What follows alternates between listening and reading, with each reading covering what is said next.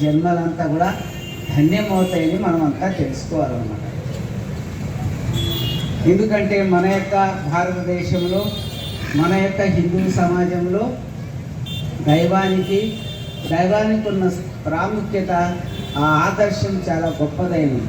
ఎంతోమంది ఋషులు, తపస్సికులు అందరూ కూడా తపస్సు చేసి ఎంతో ధన్యత పొందారన్నమాట. ఎంతో ధన్య పొంది మనకి ఒక ఋషి సంస్కారాన్ని అందించారు. అమ్మగారు అదే అంటుంటారు ఒకసారి, ఏం లేదు నాయనా, మనది ఋషి సంస్కారము, మన సంస్కారాన్ని కొంతమంది విదేశాలకు వెళుతూ విదేశ సంస్కారాన్ని నేర్చుకుంటున్నారు. మన భారతీయులేమో విదేశ సంస్కారం నేర్చుకుంటున్నారు. వాళ్ళు వచ్చి, విదేశీయులు వచ్చి భారతదేశ సంస్కారాన్ని అనుసరిస్తున్నారు. ఆయన ఈ విధంగా ఉన్నది కాలము. ఇదంతా కూడా ఒక కాలం వస్తున్నది. ఆ కాలంలో ఎవరైతే అహింసా మార్గాన్ని పాటించరో వాళ్ళందరికీ ఏమన్నారంటే భవిష్యత్తు లేదు నాయన అన్నారు. అహింసా మార్గాన్ని ఎవరు పాటిస్తారో వాళ్ళకే దివ్యమైన భవిష్యత్తు ఉన్నది. వారి యొక్క కుటుంబాలే సూర్యచంద్రాదులు ఉన్నంత వరకు ఉంటారు. ఎవరైతే అహింసా తత్వాన్ని పాటించరో వాళ్ళకి మాత్రము ఈ యొక్క ధరణి మీద స్థానం లేకుండా అవుతుంది. అటువంటి యొక్క విధిని భగవంతుడు ఏర్పాటు చేస్తాడు. అది ఎంతో టైంలో ఉండదు. ఒక కనురెప్పపాటులో జరిగిపోతున్నారు ఆయన. ఇప్పుడు ఎవరు వినకపోయినా కూడా మన తత్వాన్ని మనం గట్టిగా పట్టుకోవాలి. ఎక్కడ పోయేది అమ్మగారు చెప్తూ ఉంటారు అన్నమాట. కదా చూడండి, మనమంతా కూడా మన భారతదేశంలో మన యొక్క హిందూ మతం ఉన్నది. ఈ హిందూ మతమే స్థిరమై నిలుస్తుంది. ఈ హిందూ మతమే శాశ్వతమైనది. ఇది ఋషులు ఏర్పడిన పరంపర కాబట్టి దీన్ని ఎవరు కూడా దీన్ని చెరిపే శక్తి లేదు నాయన. ఈ యొక్క ధర్మము అహింసా ధర్మమే కానీ ఏదే కానీ అంతా కూడా నడుస్తుంది నాయన అని చెప్పి అమ్మగారు చెప్తూ ఉంటారు. మీ అందరికీ తెలుసు, మనకి దగ్గరలోనే అమ్మగారు వదిలించారంటే మనం చాలా అదృష్టవంతులమనే అనుకోవాలన్నమాట. ఎవరైతే సూర్యనంది క్షేత్రానికి వస్తూ యానవంతికి వస్తూ తమ యొక్క అహింసా తత్వాన్ని పాటిస్తారో వాళ్ళంతా కూడా ధన్యులు అవుతారని మాత్రం మీరంతా తెలుసుకోవాలా.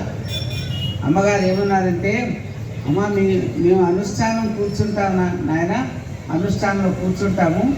మేము అనుష్ఠానంలో కూర్చుంటేనే మేము ఎందుకు ఈ యొక్క భూమి మీదకి వచ్చామో ఆ ధర్మాన్ని మేము స్థాపించటానికి వీలవుతుంది. మేము ఈ విధంగా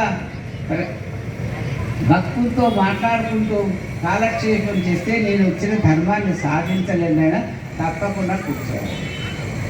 అమ్మా, మీరు ఆ విధంగా కూర్చుంటే ఆశ్రమాన్ని నడిపేవాళ్ళు ఎవరు? మాకంతా ఏం తెలుస్తుంది?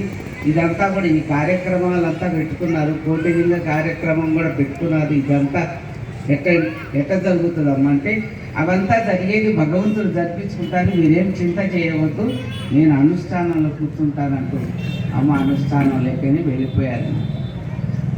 అయితే అనుష్ఠానంలోకి అమ్మగారు ప్రవేశించిన తర్వాత అప్పుడు ఏమైందంటే, ఆ లింగంలోకి ప్రవేశించేటప్పుడు మేము ఒక 7-8 మంది ఉన్నాము. పూజారుల దగ్గర నుంచి అందరూ అమ్మగారు కళ్ళు తెరిచి చూశారన్నమాట. కళ్ళు తెరిచి చూసి మళ్ళీ కళ్ళు మూసుకున్నారనమాట. అంటే అప్పుడు మేమేమన్నాము, అమ్మా మీరు లింగంలో ప్రవేశించాలి అన్నారు, మేమేమో ఆపాలనుకుంటే అది జరగలేదు. కాబట్టి మీ ఇష్ట ప్రకారమే లింగంలో ప్రవేశించండి అని మేము ప్రార్థన చేసుకున్నాము.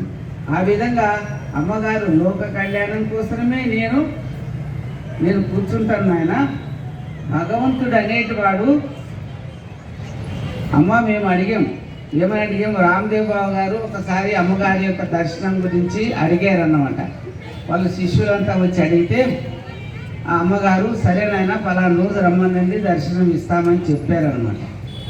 అయితే అమ్మ అందరూ కూడా జగత్తులో అందరూ మా గురువు గొప్ప, మా స్వామి గొప్ప అని అందరూ కూడా చెప్తూ ఉంటారు.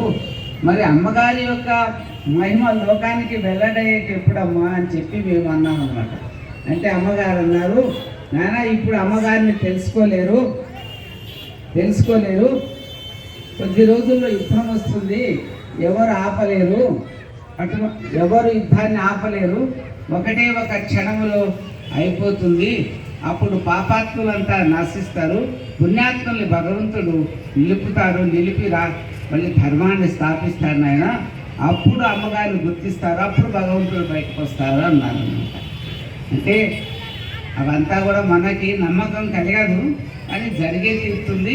అది కొంచెం టైము ఎందుకు ఇస్తున్నాడు దేవుడు అంటే, విభీషణ్ లెక్క భక్తులు ఉన్నారు. విభీషణుడు ఏ విధంగా అయితే లంకా నగరాన్ని వదిలేసి రాముడికి ఎట్ట శరణయ్యి ఆయన ఎట్ట ధన్యత పొందాడో ఆ విధంగా పొందేటోళ్ళు ఉన్నారు నాయన. అందువల్లనే భగవంతుడు ఓపిక పెట్టున్నాడని అది అమ్మగారు చెప్పడం జరిగింది. కావున మీరంతా కూడా అమ్మగారంటే ఏంటి అనుకోదు, మీ అందరికీ తెలిసి ఉండొచ్చు, వారి యొక్క శక్తి చాలా గొప్పదనేది మీరు తెలుసుకోవాలి. ఒకసారి అమ్మగారు ఏమన్నారంటే, అమ్మగారు అనుష్ఠానంలో కూర్చున్నారు 1983లో. అమ్మగారు 1953లో అమ్మగారు అనుష్ఠానం కూర్చున్నారు. శివరాత్రి అప్పుడు నేను దర్శనం ఇస్తానని చెప్పారు.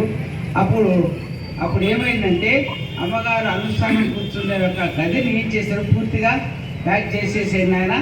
ఇంత మాత్రం గాలి వెంతులు ఏముండరాదని చెప్పి బంద్ చేసి ఎట్టామంటే, భగవంతుడు నన్ను అందులో ఏం చేయను ఆయన, నేను మళ్ళీ శివరాత్రి దర్శనం ఇస్తా, మీరేమి ఇక్కడ వరకని అనుష్ఠానంలో కూర్చుని పాట శంకరుడు ప్రత్యక్షమైన. శంకరుడు అమ్మగారు స్వయంగా మాతో చెప్పిన మాటలు అందరూ తెలుసుకోవాలి. మన నారాయణపేట అంటే చాలా పుణ్యమైన గడ్డ.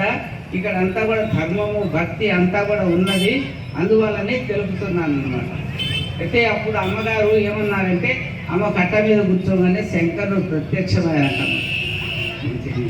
శంకరుడు ప్రత్యక్షమైనాడంట.